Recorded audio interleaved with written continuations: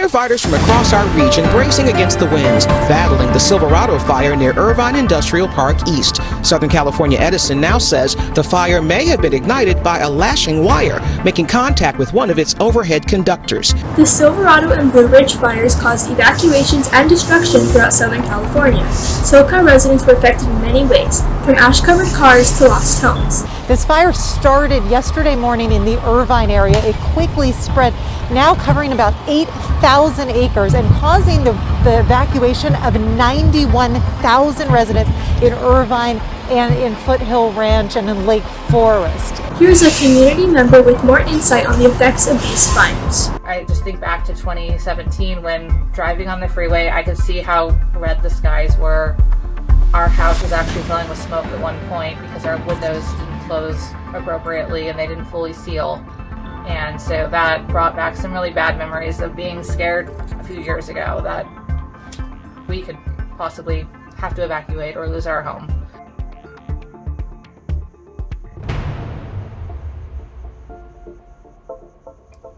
Hi, I'm Kristen Hammonds. I'm currently working as the Director of Publishing for Stampington & Company.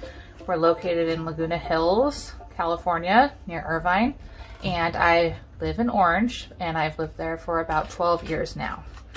So when the fires broke out this past year, I was a little concerned because we were very close to the fires that took place here in about 2017, and it made me very nervous again because I remember how hard it was just to travel on the freeway during that time. And so when the fires broke out this year, I was worried about going in and out of the office, causing additional traffic when other people were trying to evacuate.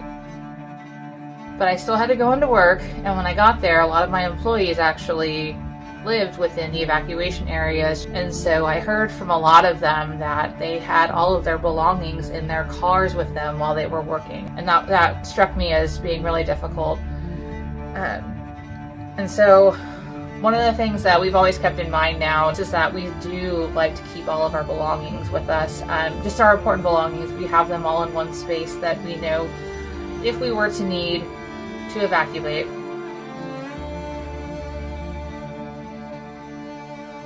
So I think the most important thing you can do is just to be prepared, knowing that you may not get a chance to go home. So you also have to think about keeping a certain level of preparedness in your car with you, whether it's food, water, blankets, things like that.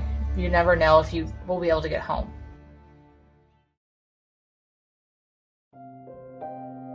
And also be receiving of those who may need help.